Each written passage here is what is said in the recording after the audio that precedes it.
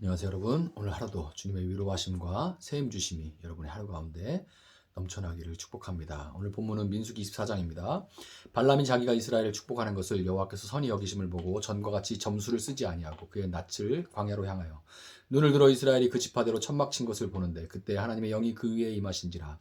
그가 예언을 전하여 말하되 부올의 아들 발람이 말하며 눈을 감았던 자가 말하며 하나님의 말씀을 듣는 자 전능자의 환상을 보는 자 엎드려서 눈을 뜬 자가 말하기를 야곱이여 네 장막들이 이스라엘이여 네 거처들이 어찌 그리 아름다운고 그 벌어짐이 골짜기 같고 강가의 동산 같으며 여호와께서 심으신 침향목들 같고 물가의 백향목들 같도다. 그 물통에서는 물이 넘치겠고 그 씨는 많은 물가에 있으리로다. 그의 왕이 아각보다 높으니 그의 나라가 흥왕하리로다. 하나님이 그를 애굽에서 인도하여 내셨으니 그 힘이 들소와 같도다. 그의 적국을 삼키고 그들의 뼈를 꺾으며 화살로 쏘아 꿰뚫으리로다. 꿇어앉고 누움이 수사자와 같고 암사자와도 같으니 일으킬 자가 누구이랴. 너를 축복하는 자마다 복을 받을 것이요 너를 저주하는 자마다 저주를 받을지로다. 발락이 발람에게 노하여 손뼉을 치며 말하되 내가 그대를 부른 것은 내 원수를 저주하라는 것이거늘 그대가 이같이 3번 그들을 축복하였도다. 그러므로 그대는 이제 그대의 곳으로 달아나라. 내가 그대를 높여 심히 존귀하게 하기로 뜻하였더니 여호와께서 그대를 막아 존귀하지 못하게 하셨도다. 발람이 발락에게 이르되 당신이 내게 보낸 사신들에게 내가 말하여 이르지 아니하였나이까. 가령 발락이 그 집에 가득한 은금을 내게 줄지라도 나는 여호와의 말씀을 어기고 선악간에 내 마음대로 행하지 못하고 여호와께서 말씀하신 대로 말하리라 하지 아니하였나이까. 이제 나는 내 백성에게로 돌아가오니와 들으소서. 내가 이 백성이 후일에 당신의 백성에게 어떻게 할지를 당신에게 말하리이다 하고 예언하며 이르기를 부올의 아들 발람이 말하며 눈을 감았던 자가 말하며 하나님의 말씀을 듣는 자가 말하며 지극히 높으신 자의 지식을 아는 자 전능자의 환상을 보는 자 엎드려서 눈을 뜬 자가 말하기를 내가 그를 보아도 이때의 일이 아니며 내가 그를 바라보아도 가까운 일이 아니로다. 한 별이 야곱에게서 나오며 한 규가 이스라엘에게서 일어나서 모압을 이쪽에서 저쪽까지 쳐서 무찌르고 또 셋의 자식들을 다 멸하리로다. 그의 원수 에돔은 그들의 유산이 되며 그의 원수 세일도 그들의 유산이 되고 그와 동시에 이스라엘은 용감히 행동하리로다. 주권자가 야곱에게서 나서 남은 자들을 그 성읍에서 멸절하리로다 하고 또 아말렉을 바라보면 예언하여 이르기를 아말렉은 민족들의 으뜸이나 그의 종말은 멸망에 이르리로다 하고 또 겐족속을 바라보며 예언하여 이르기를 네 거처가 견고하고 네 보금자리는 바위에 있도다. 그러나 가인이 쇠약하리니 나중에는 아수르의 포로가 되리로다 하고 또 예언하여 이르기를 슬프다 하나님이 이 일을 행하시리니 그때 살자가 누구이랴. 기띔 해변에서 배들이 와서 아수르를 학대하며 에벨을 괴롭힐 것이나 그도 멸망하리로다 하고 발람이 일어나 자기 곳으로 돌아가고 발락도 자기 길로 갔더라. 아멘. 자, 여러분 세상에 악함에 질려버릴 때가 있죠. 그 뻔뻔함과 견고함에 기가 죽을 때가 있습니다. 정말 질려버리고 기가 죽을 때가 참 많아요. 모든 영역이 다 그렇지만 특별히 모든 영역에서 활동하는 국민들을 대표한다고 그 대표로 뽑아놓은 국회의원들이 모여있는 국회를 보면 오직 힘을 얻으려는 일념으로 이합 집산을 거듭하고 재벌, 언론, 사법기관 등의 기득권들과 야합을 불사하는 모습들을 보게 됩니다. 매일매일 보죠. 매일매일 보는 뉴스에서 보는데 그 뉴스를 또 왜 매일매일 저도 보고 있나 모르겠어요. 어떤 때 생각이 들어요. 그러면서도 그렇게 행하면서도 마치 국민들을 위한다는 그런 대의 명분으로 포장을 하고 있는 참 말끝마다 국민 그러잖아요. 그런 모습을 보고 있노라면 분노가 막 치밀다가도 과연 저런 악의 뻔뻔함과 견고함 그리고 그 기만을 흔들고 깨뜨릴 수 있을까? 과연 저 악이 조금이라도 쉬는 날이 오기는 올까 하는 그런 생각을 하게 됩니다.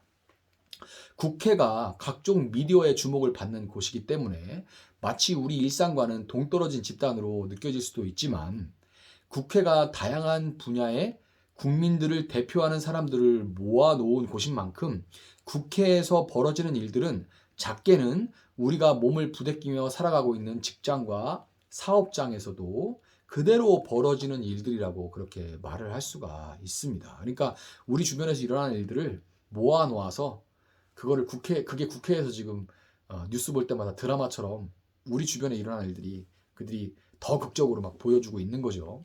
그렇게 말할 수 있는 거예요. 지치지 않는 악의 거대하고도 이 생생한 현존 앞에 광약길을 노정하는 우리는 자주 하나님의 선하심을 놓쳐버리고 하나님은 선하시다 이거를 놓쳐버리고 헤매게 됩니다. 안 선한 것 같아요. 안 계신 것 같아요. 그럴 때가 참 많죠. 동물의 왕국 같은 프로그램을 보면 길을 잃고 이 무리에서 뒤처져서 헤매는 동물들은 항상 이 포식자들의 사냥감이 되게 마련이죠. 이와 마찬가지로 하나님의 선하심을 맛보지 못하고 세상의 악에 매료되고 타협하면서 흔들릴 때마다 우리를 노리는 자들이 바로 7절에 언급된 아말렉의 아각 왕입니다. 아말렉은 낙타와 말을 타고 노략질을 일삼는 강력한 기마 민족으로서 출애굽기에서 보았듯이 행진의 대열에서 뒤처진 이스라엘 백성들을 노약자와 어린아이들에게 주죠. 여인들과 그 백성들을 공격하고 그들의 생명과 또 재산을 빼앗고 노략질했습니다. 그들의 칼날에 고통을 당한 이스라엘 백성들은 배고프고 목마른 광야에서 이렇게 습경을 당할까봐 언제 습격이 들어올지 모른 채로 이렇게 두려워하면서 사느니 비록 종이었지만 예전 이집트에서의 삶이 더 좋았다 이렇게 불평하면서 푸념을 늘어놓았습니다. 여러분 그렇지만 오늘 본문 7절은 그의 왕이 아각보다 높으니 그의 나라가 흥왕하리로다 이렇게 말하죠. 그의 왕이 아각보다 높으니 그의 나라가 흥왕하리로다 이렇게 말합니다. 참으로 아이러니하게도 모압 왕 발락의 사주를 받아서 이스라엘을 저주하려고 했던 무당 발람의 입을 통해서 이스라엘의 왕이신 하나님이 아각과 그랬던 것과 같이 지금 이스라엘을 넘어뜨리려고 하는 그 발락보다 강하시다는 것이 선포된 거예요. 발람의 입을 통해서. 그러니까 발락은 돈 주고 사람 사와가지고 너보다 하나님이 훨씬 강해. 네가 아무리 넘어뜨리려고 해도, 네가 아무리 기회를 노리고 조금씩 이렇게 좀 먹으려고 해도 너보다 강한 하나님이 그들을 지키신다. 그래서 너는 어쩔 수 없다. 이렇게 발람의 입을 통해 가지고 선포가 되고 있는 거예요. 14절에서 하나님은 한 번 더 발람을 통해서 아각과 같은 이 발락과 이스라엘 앞에 펼쳐질 일에 대해서 말씀하시는데요. 후일에 이렇게 번역된 아하리트 이거는 단순하게 그냥 얼마 후의 미래를 의미하는 것이 아니라 최종적인 역사의 마지막을 가리키는 말세, 종말 이런 말의 의미를 가지고 있습니다. 17절은 이에 대해서 이때의 일이 아니며 내가 그를 바라보아도 가까운 일이 아니로다 하고 이렇게 설명을 하죠. 그게 아하리트의 뜻인 거예요.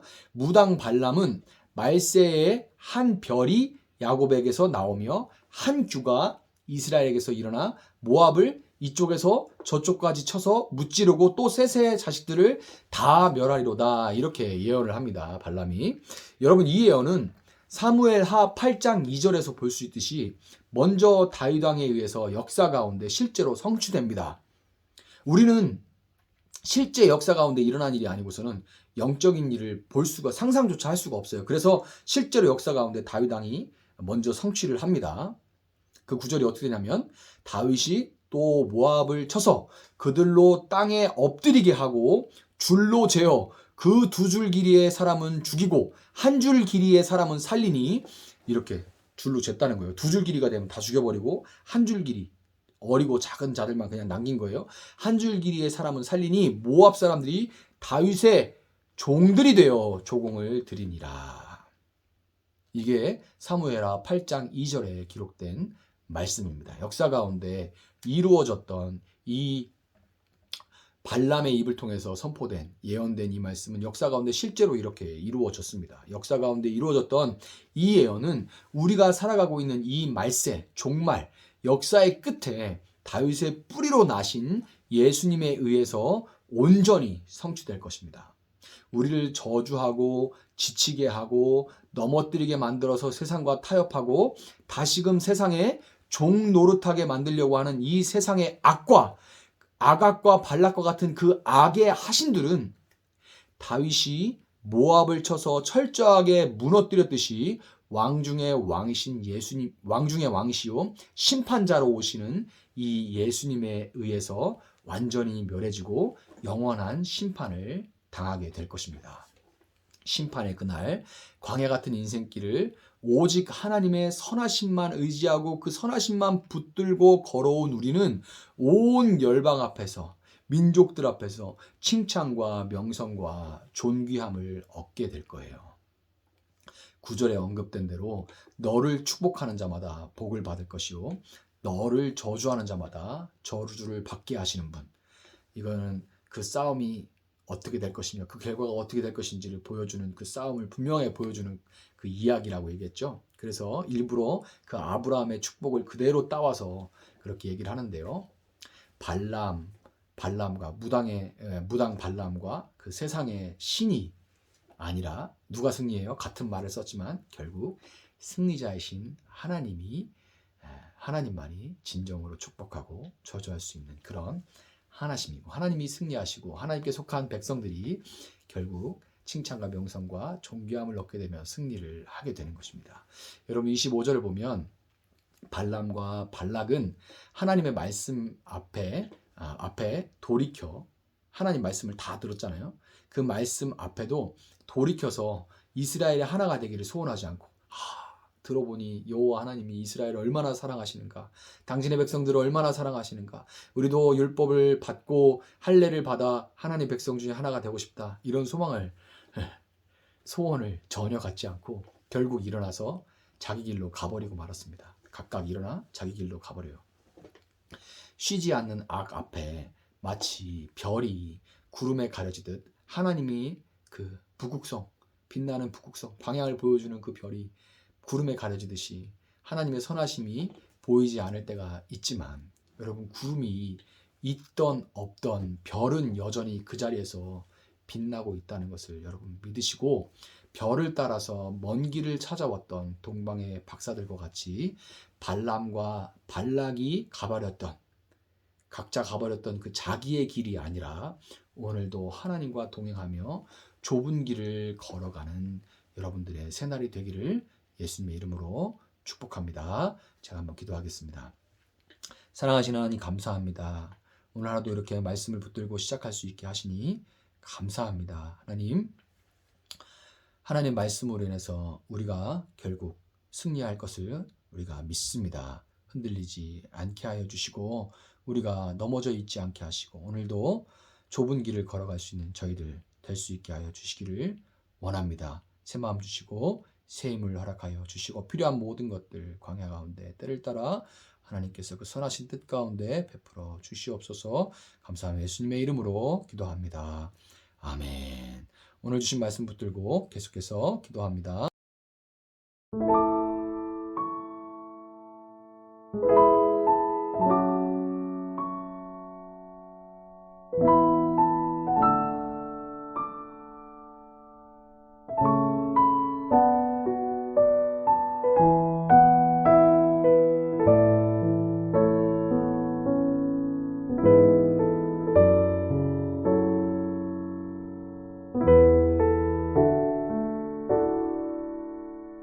you.